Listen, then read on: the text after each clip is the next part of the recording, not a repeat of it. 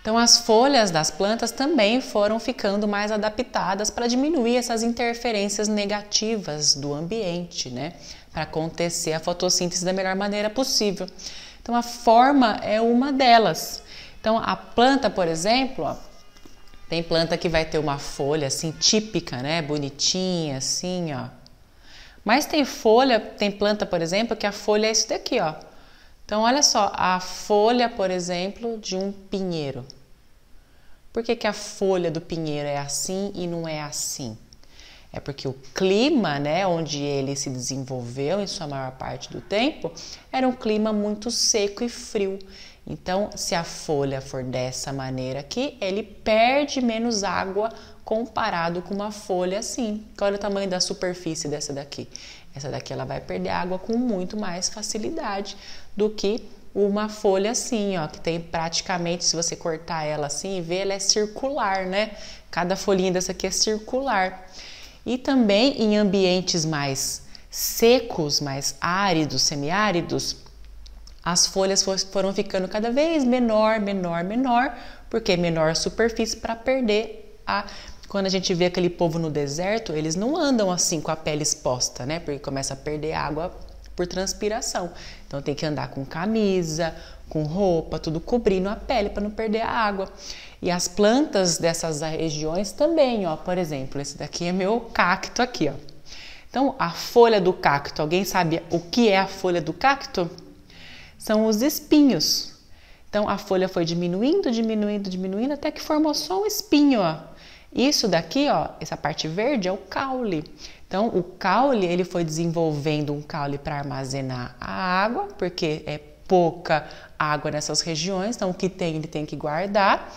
Então, o caule foi se desenvolvendo para isso, e as folhas foram ficando pequenas, até virarem espinhos, assim, elas não têm perda de água. O cacto é uma planta cã, né? A suculenta, se você pegar uma folhinha de suculenta, ó, essa daqui é uma folhinha de suculenta. Ela é suculenta por quê? Porque ela é suculenta mesmo. Dentro dela você vê que tem a água, né? É uma planta cã também, ó. Então, você precisa molhar muito a suculenta? Não, né? Porque ela já é rica em água. Você já vê que é a textura dela. Agora, essa planta aqui, que é o boldo, né? Você acha que eu preciso molhar muito ou não? Preciso, né? Porque, ó, esse daqui, quando dá meio-dia ali na minha horta, eu olho e ele já tá murcho, porque tá enorme, o pé lá tem que molhar, tá? Então, as formas também, além do tamanho.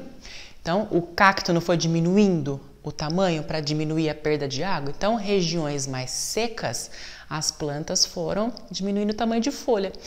E, por exemplo, quando você olha uma planta igual uma costela de Adão, uma samambaia, né, que fica bem folhosa, bem com as folhas grandonas, porque elas são de sombra. Não tem aquela coisa de ficar no sol uma samambaia, né? Essas samambaias comuns que a gente tem em casa. A costela de Adão é enorme as folhas, porque elas são de lugares que não bate tanta luz direta, então elas podem ser maiores. Se tivesse luz direta batendo, elas teriam que ser menores. Então, quando você olhar agora uma planta, você já vai ter mais ou menos noção do que ela precisa. Quanto maior as folhas, você já sabe que aquela planta ela costuma ficar um pouco mais na sombra, mais sombreada, né? Com menos luz direta. E se a planta tem umas folhas bem pequenininhas, você já sabe que provavelmente ela é acostumada a ficar, né, adaptada a lugares com maior incidência de luz direta. E também a posição. Tem plantas como, por exemplo, o girassol, que é muito famoso disso daí, né? É um processo que chama heliotropismo. Então, a planta ela tem uns hormônios, né? Onde ela consegue acompanhar o sol. Então, se o sol tá para cá, ela tá apontando para cá, o sol vai virando, ela vai acompanhando ele, para aproveitar o máximo possível de insolação. O ângulo também. Então, às vezes a planta, por exemplo, se o sol estiver batendo de assim e a planta estiver perpendicular, é a maior absorção de luz. Se a planta estiver assim e o raio de sol assim, menor absorção de luz. Então, tem planta que ela consegue também ajustando o ângulo dela. Então, se o sol está vindo de assim, ela está batendo de assim. Se o sol vai mudando, né, vai caminhando, ela também vai mudando, tá? E ao contrário também, tem planta que não gosta, por exemplo, ela não aguenta muito o sol do meio-dia. Então, quando dá o sol do meio-dia, ela não vai ficar assim. Ela vai mudar para poder não pegar tanta incidência solar. Então, a posição também das folhas e das flores, elas vão mudando para poder ajustar com essa necessidade de radiação, de luz, de temperatura, né? Tudo isso.